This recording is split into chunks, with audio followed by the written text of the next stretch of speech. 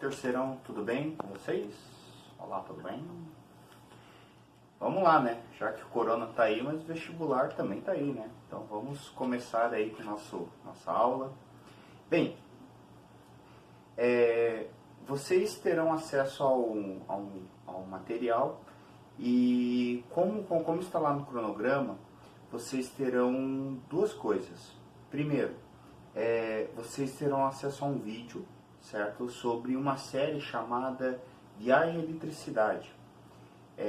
Esse vídeo, tá? É um videozinho bem bobinho, na verdade, e bem antigo também, né? Na realidade, uma série francesa, em que vocês poderão entender um pouquinho melhor sobre a questão do que seria eletricidade, as grandezas físicas, assim por diante, tá ok?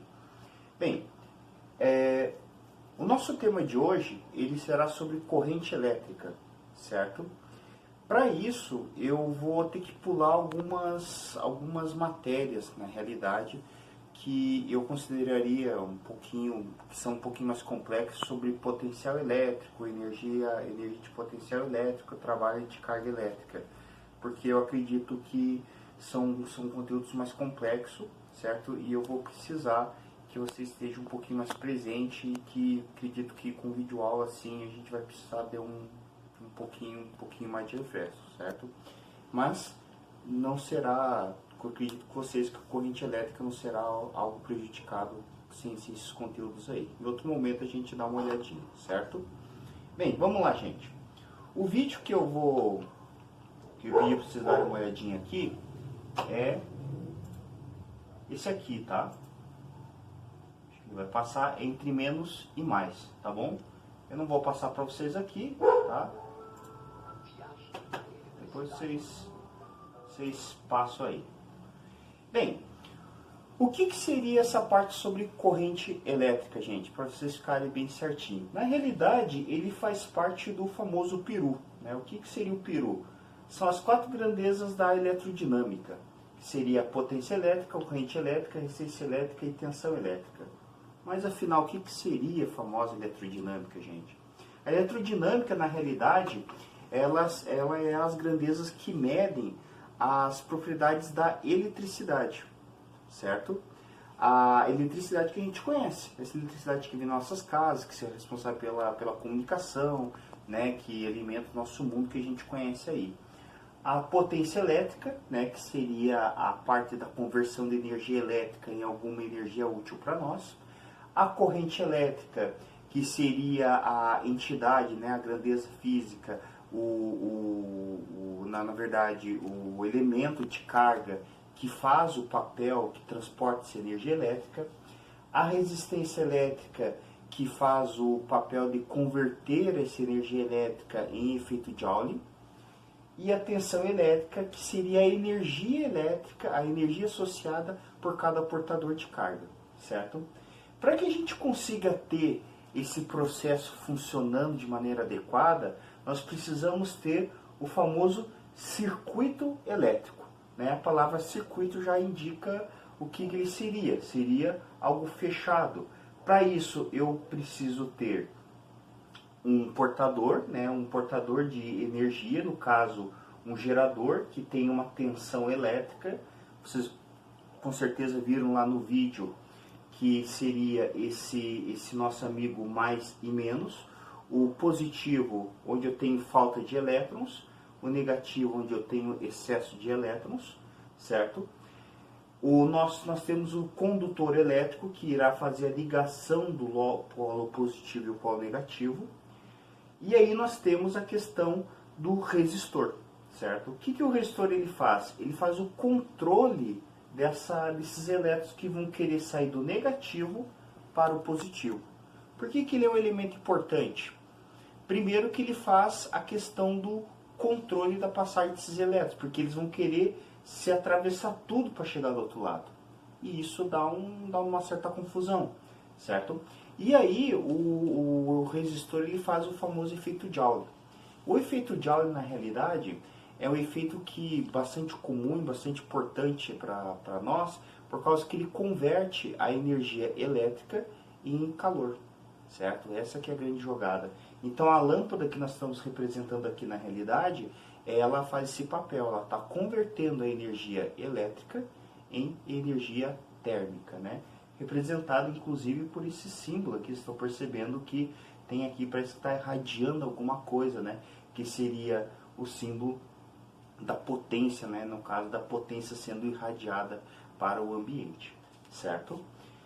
Bem, nós temos a tensão elétrica, o fluxo de elétrons passando de um lado para o outro, dado por essa corrente, a resistência elétrica que mensura essa propriedade do material de resistir à passagem dessa corrente e a energia dissipada por esse sistema, certo?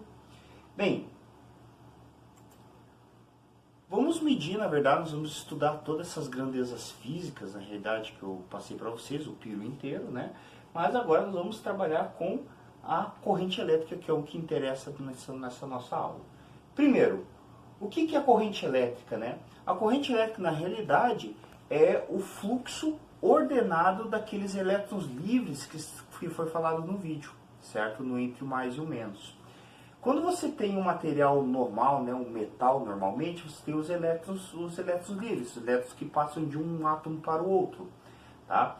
Mas quando você coloca um estímulo, que é o campo elétrico, né, aquela história de campo elétrico que a gente conversou nas aulas lá de física, né, nas aulas presenciais, você faz com que esses elétrons eles lidem, né, no caso eles fiquem ordenados de maneira que eles sigam esse campo. Né, é o que está sendo representado por esse GIF aqui, né? No caso, sentido real. Você tem um campo elétrico que, no caso, está indo para lá, e como o elétron ele é negativo, né? Se vocês lembrarem da nossa aula, que a gente falou que quando o portador de carga teste, ela tem um sinal contrário, né? Ela é sinal negativo, a força no caso, a força elétrica, né? Ela é, no caso, sentido contrário ao campo elétrico. Então, você vai ter uma força no sentido contrário, né? Por isso que você tem, no caso, aqui um sentido convencional e um sentido real, certo? Mas, na verdade, você vai ter um movimento. Esse movimento ordenado de elétrons é o que a gente define como corrente elétrica. Por definição, essa corrente elétrica, na verdade, ela é o fluxo de carga elétrica, definido pela quantidade de carga em função do tempo, certo? E aí nós temos a famosa fórmula da Kitt, certo? Em que quantidade de carga é igual a corrente elétrica vezes tempo, ou quantidade de carga é igual, melhor dizendo, corrente elétrica é igual a quantidade de carga dividida pelo tempo, certo? Aonde que nós temos o seguinte, quantidade de carga medido em Coulomb, o tempo medido em segundo, em homenagem ao Ampère, que foi um cidadão muito importante para o eletromagnetismo, nós medimos a corrente elétrica em amperes, certo? Por uma questão de convenção, nós trabalhamos sempre do sentido convencional da corrente, certo? Sempre a corrente elétrica vai do sinal positivo para o negativo. Uma questão de conveniência, certo? Vocês viram lá no vídeo que os caras não sabiam o que era elétron, não sabia nada disso, só estipulavam que o negócio ia do mais para o menos, e depois foi descoberto que na verdade era o contrário. Mas isso não afetava nada de cálculo, nada disso, porque afinal o elétron é uma convenção, né? Então se convencionou-se dessa forma simplesmente. Bem, o que nos interessa nessa parte, pessoal? Corrente elétrica é muito comum na base na parte das baterias, principalmente. A quantidade de carga ela é bastante comum na parte de baterias, tanto na parte de baterias de carros, motos, como nos nossos celulares.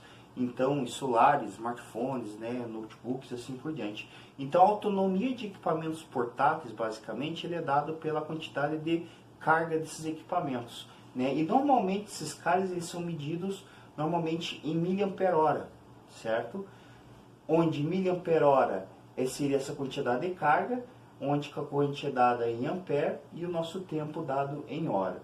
Por exemplo, na bateria de carro já é ampere-hora, certo? Onde você compra, por exemplo, carros, né? Hoje os carros populares normalmente em 50 ampere-hora, 45 ampere-hora. O meu Monza, por exemplo, é 60 ampere-hora. A bateria de caminhão é 120 ampere-hora, né? Onde a corrente elétrica é em ampere e o tempo em hora. Mas a unidade oficial, na realidade, é Coulomb, ampere e segundos, certo? Bem, uma outra propriedade legal que nós temos, né, é que o gráfico área versus tempo, né, no caso corrente versus tempo, esse cara, ele dá a quantidade de carga, certo? É uma propriedade bastante comum que a gente vai trabalhar aí, certo? E aí nós vamos ter alguns gráficos que relacionam essa questão. Lembrando, né, que é uma propriedade bastante comum, lembrando que área de trapézio, área de retângulo e área de triângulo, né? Isso é o básico lá que vocês têm que saber. Algumas convenções de unidades, né? Microampere, miliampere e o famoso ampere. Todas são multiplicações por 1000, certo? Multiplicações e divisões conforme está aqui. Bem, gente, alguns exercícios para a gente poder trabalhar aqui rapidinho, certo? Para vocês poderem só para a gente dar um feedback aqui com vocês. Bem, primeiro, no polo positivo de uma bateria de automóvel que alimenta o circuito elétrico em regime de corrente contínua, certo? Isso aqui não é só uma questão de formalidades. Observa-se a passagem de 30 coulombs em 15 segundos. Ele pergunta a corrente elétrica nesse caso, né? O que nós temos aqui? Quantidade de carga e tempo. O que você vai fazer? Pessoal, muito simples, ó. Definição de corrente elétrica. Você pega a corrente elétrica, quantidade de coulomb 30, quantidade do tempo 15 segundos, muito simples. Só faça a divisãozinha, 2 amperes. Facinho pra caramba, né? Ó, unidade oficial, coulomb, segundos, isso dá ampere. Eu digo que é a fórmula do KiT-Cass, né? Por que KiT-Cass? Fórmula do kit, porque aqui fica o kit, certo? Cass por causa que é coulomb, ampere e segundos. KiT-Cass, certo? Outra coisa interessante, olha lá, ó, propriedade de gráfico. Nós temos aqui o seguinte, um bipolo é percorrido por uma corrente elétrica cuja intensidade varia com o tempo, de acordo com o gráfico abaixo, né? Então, não foi dado esse gráfico bonito aqui que vocês estão vendo, né? Determina a quantidade de carga em coulomb que atravessa a seção reta do condutor nos 10 primeiros segundos. Primeiro, o que nós temos aqui? Temos um gráfico, certo? Eu não posso utilizar a fórmula da KiT, por causa que aqui a corrente elétrica ela está variando com o tempo. E ela está aumentando ou diminuindo, então eu não posso utilizar a KiT, certo? Então, não posso fazer isso, vou ter que aplicar a propriedade de gráfico. Eu sei que isso aqui é um trapézio, certo? Então, eu vou calcular pela área do trapézio, base maior, uma base menor, vezes a altura dividido por 2. Quem que são as bases? Só para lembrar, né? As bases, nesse caso, são esses carinhas aqui. Base maior, base menor e altura, certo? Lembrando que o trapézio, nesse caso, ele tá virado.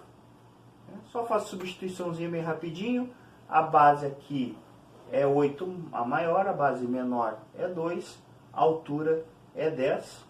Faço substituição, né? A altura, no caso, vai dar 50 aqui, né? A área, logo a quantidade de carga é 50. Beleza, gente? Seguinte, os outros exercícios, essas coisinhas lindas que vocês estão vendo aqui, ó, é para vocês, certo? Vocês deverão me entregar, né, conforme o cronograma lá do E-Class. Beleza, minha gente? Até mais, tchau para vocês e que vocês se cuidem aí e façam a quarentena conforme as orientações do nosso ministro de saúde aí, beleza? Até mais, tchau, tchau.